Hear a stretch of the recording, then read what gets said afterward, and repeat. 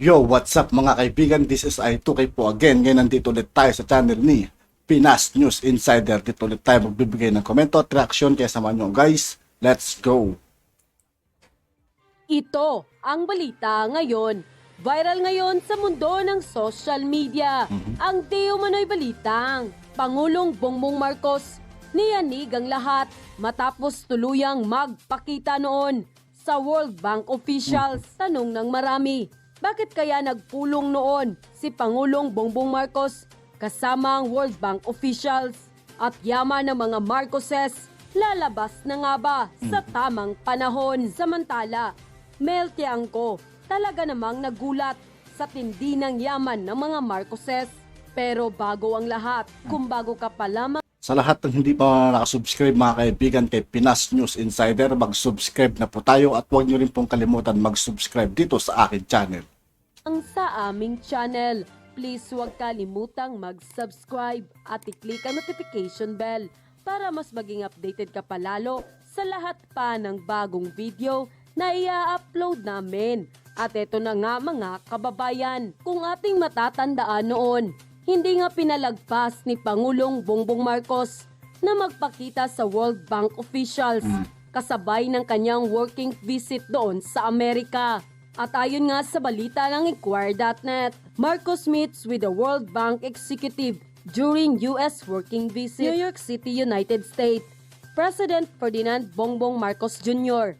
has met with the executive of World Bank Group during a 6-day working visit here. In post on his Twitter page on Thursday, Marcos said he is privileged to meet with a bank official, including World Bank President David Malpass. The president also noted the Philippines' partnership with World Bank since 1945, saying he is incredibly grateful and proud to continue partnering with the international financial institution. We are privileged to meet with the World Bank Group officials on our 4th day in the United States, Marcos said about the meeting, which was held on Thursday, Manila time. Marcos Jr. meetings with World Bank was made on sideline of the 77th session of United Nations General Assembly. Aside from World Bank, he also met with several U.S.-based firms concerning energy, agriculture, food, and defense. The president also met with the Japan Prime Minister Fumio Kishida and former United Kingdom Prime Minister Tony Blair. And quote, ang World Bank Group ay isa sa pinakamalaking mapagkukunan ng pagpupondo at kaalaman sa mundo para sa mga umuunlad na bansa. At ang pakikipagtulungan nito sa Pilipinas mula noong 1945 ay nagpakilos at nagpupondo ng pangdaigdigang kaalaman at pakikipagtulungan sa mga stakeholder upang suportahan ang mga gawain nito sa pagpapagaan ng kahirapan, pagpapahusay ng infrastruktura at pagpapabuti ng kalusugan, nutrisyon at edukasyon. At sa paglipas ng mga taon, ang World Bank Group ay aktibong tumutulong sa ating bansa sa pagsulong ng pribadong sektor sa pagpapalago ng agrikultura, gayon din sa pagpapalawak at pakikipag-ugnay sa civil society at pagtataguyod ng kapayapaan at kaunlaran. At dahil nga sa balitang ito, marami sa ating mga kababayan ang nasiyahan sa nangyaring pagkikita noon ni Pangulong Bongbong Marcos at sa World Bank official. Dahil marami pa rin ang umaasa na may mga nakatagong yaman si dating Pangulong Ferdinand E. Marcos Sr. na ang tanging si President Bongbong Marcos lang ang pwedeng makakuha.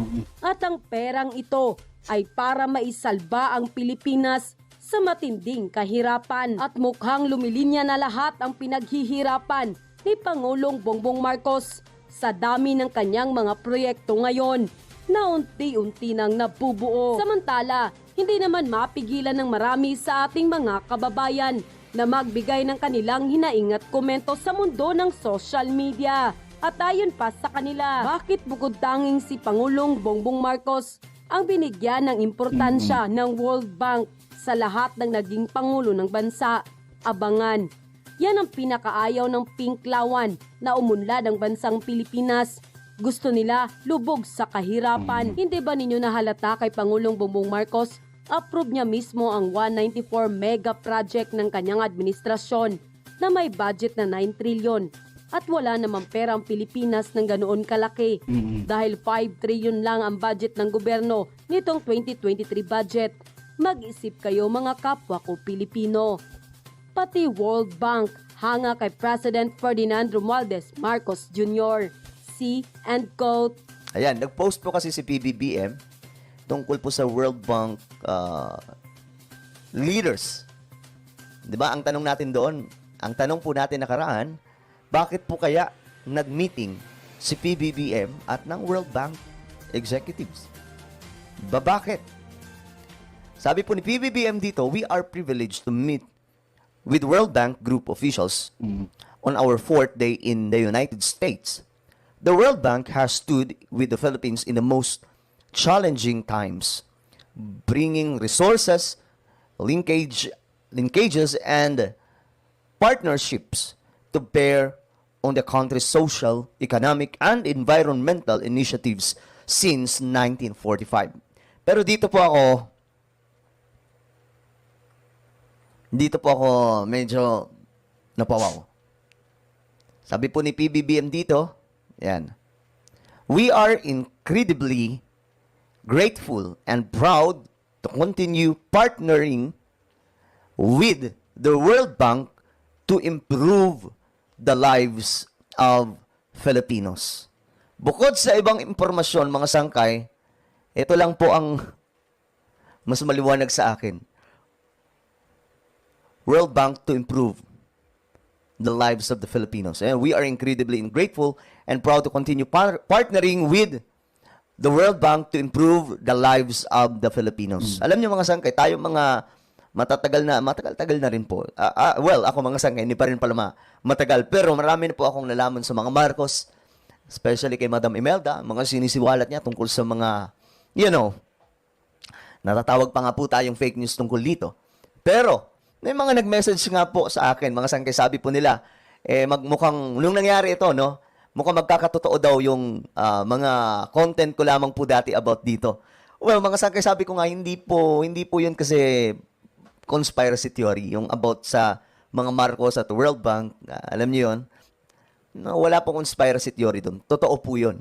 At ngayon, nakikita naman po natin, aabangan natin, ayoko magsalita ng tapos, mga sangkay, abangan po natin ano ang magaganap sa Pilipinas sa mga darating na panahon. Na ang namumuno po natin ay si PBBM na ngayon ay nagkaroon na po ng pag-uusap nitong World Bank leaders na marami po, alam niyo mga sangkay, ang dami po nating alam tungkol dyan. No? Ang hirap na lang magsalita, pero hintayin po natin, ayoko manguna kay PBBM kung ano man po ang magaganap sa mga susunod na araw at susunod na taon. Basta isa lamang pong ang nalalaman ko na itong bansa natin, uunlad to. Pag-usapan lamang po natin itong isang taga-media na si Mel Tiangco na na-witness niya po yung mga dokumento ng sinasabing yaman ng mga Marcos noon. No? Bakit po natin ito na pag-uusapan, mga sangkay? Dahil nga po noong nakaraang araw nakipagkita na po si PBBM sa World Bank. At syempre, hindi po natin alam kung ano po ang kanilang pinag-usapan. Kanila na po yun. Ang importante, tila baga lumilinya po sa mga naging topic noon ngayon ang ginagawa ng ating presidente. Ngayon, babalikan lamang po natin. Hindi ito galing sa akin mismo, kundi galing po doon sa GMA7. I think ito po yung episode ng Powerhouse. Ito po yung kanilang show, no? O segment. At ngayon mga sangay, papakita ko po sa inyo kung paano po nalula itong si Mel Tiangco sa kanyang mga nakita. So, naalala ko lang mga sangkay na itapik ito dahil nga po, marami po ang nagulat nung magkaroon ng meeting ang ating presidente. Kasama po ang kanyang mga, ilan sa mga kasama mula po sa Pilipinas sa World Bank. Okay? Nagkita po si PBBM at ang mga matataas na opisyal ng World Bank. Ang tanong nga po dito, ang daming nagme-message sa akin. Sabi po nila, saan kayo dyan? Mukhang mukhang naalala ko yung topic mo tungkol dito. Sabi ko, hindi naman kasi conspiracy theory yun. Tingnan na lamang po natin ang mga magagawa pa ng ating presidente ngayon.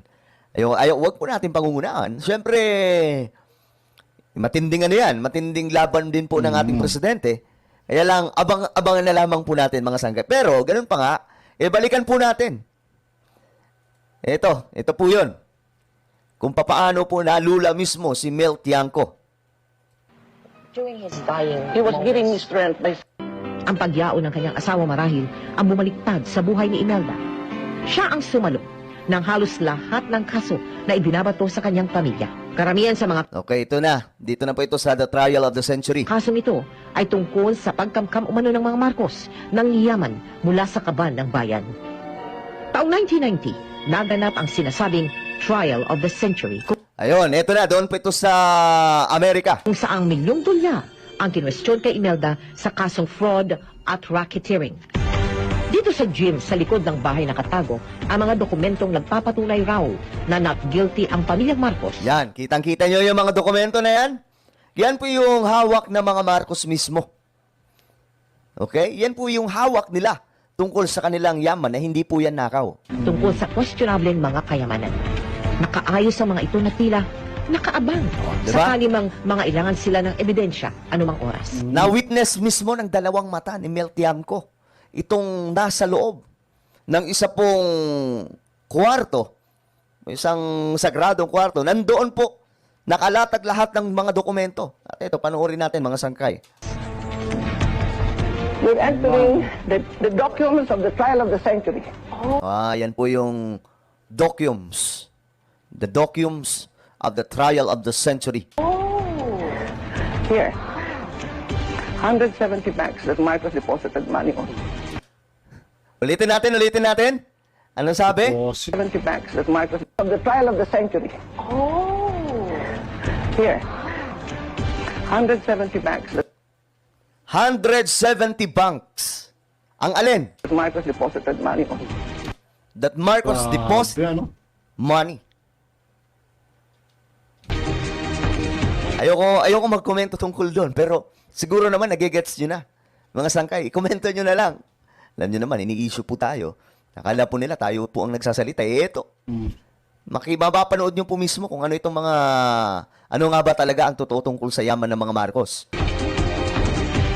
These are the 350,000 documents.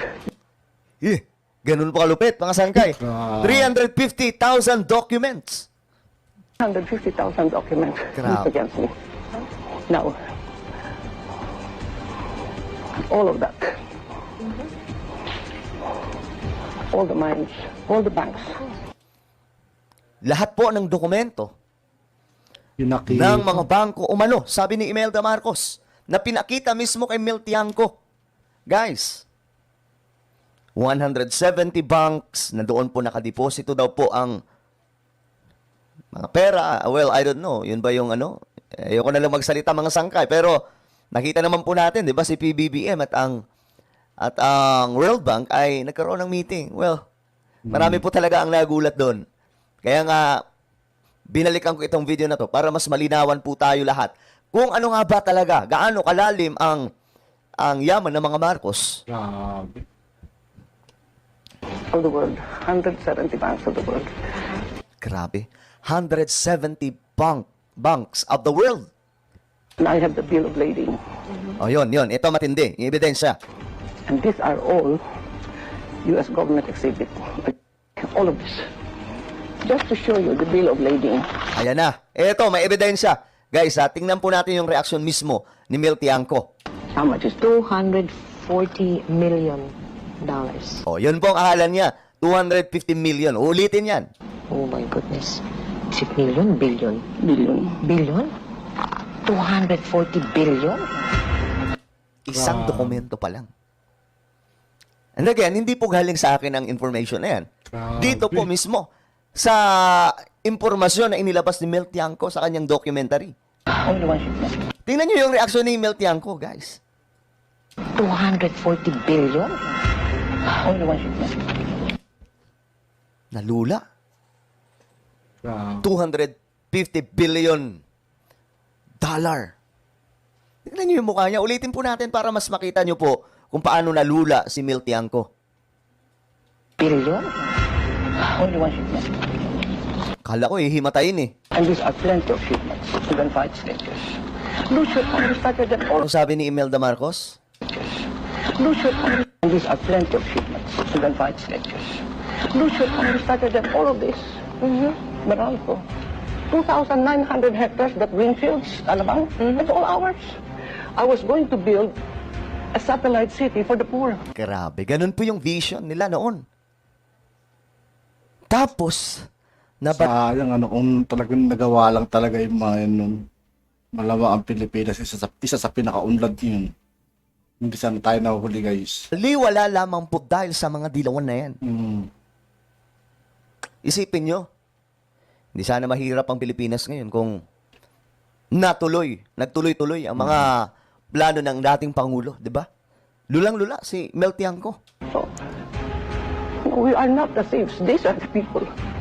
Mrs. Marcos, if we go by all of these, you are rich beyond compare. Yan na.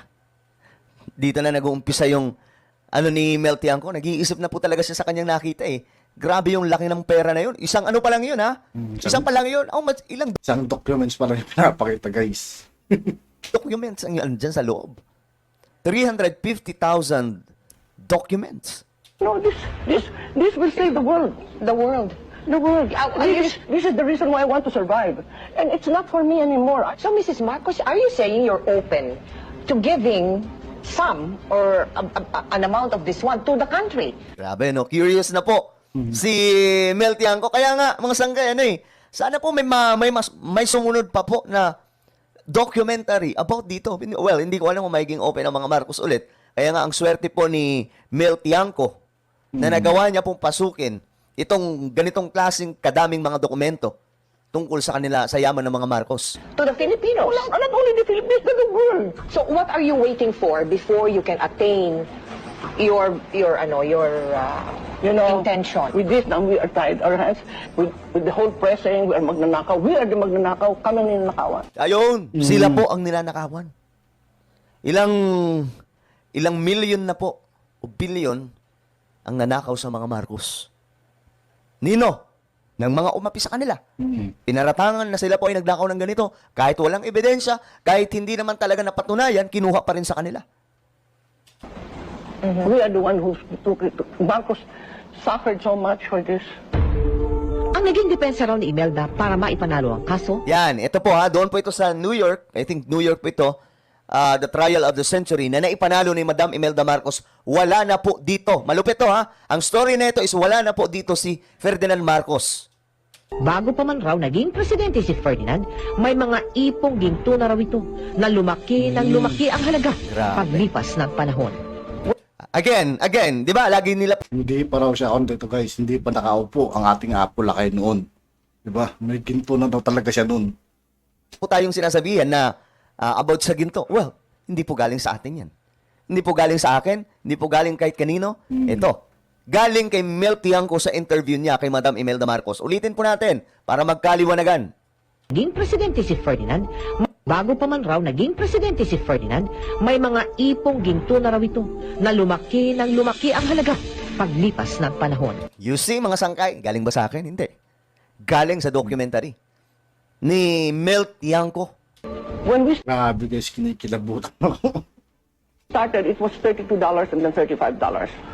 An ounce of gold. She's Ounce talking of- of gold. Now it's 1,300, 400, 500, 600, 800, naging iba-iba. Iba-iba. Grabe. Ganun po yung value po ng gold. Tumataas po ng tumataas habang tumatagal po ang panahon. Yan.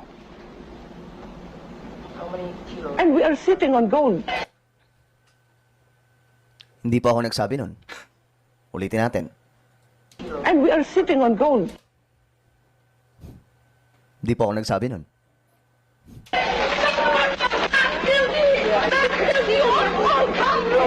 You know, I won my case in New So, ayun, mga sangkay, mismong si Mel Tiangco ay nagulat po sa kanyang mga nakita. Actually, ang haba ng documentary na to, I think nasa 40 minutes siguro. Ito lang po ang pinanood ko kasi kung masyado pong mahaba yun, kung pati yun, itatopic pa rin po natin. Baka sa susunod, tingnan po natin kung mayroon pong ibang mga clip doon na pwede tayong makita na very, very interesting. Kasi ang pinag-usapan po dito, love life ni Imelda Marcos, family, etc. At dito na nga, umantong po sa the trial of the century, no? Na si Imelda Marcos na ipanalo niya po ng mag-isa ang laban na ito doon sa Amerika. So ngayon, mga sangkay, again, si Imelda Tiangco ay gulat na gulat. Kayo ba? At yun na nga mga At yun nga po mga kaibigan, dito po nagtatapos ang ating reaction video. Muli ako po si I2K ng Sundalo ng Tunggalo at 811. Maraming salamat sa patuloy na pagsuporta. Yeah. Peace out.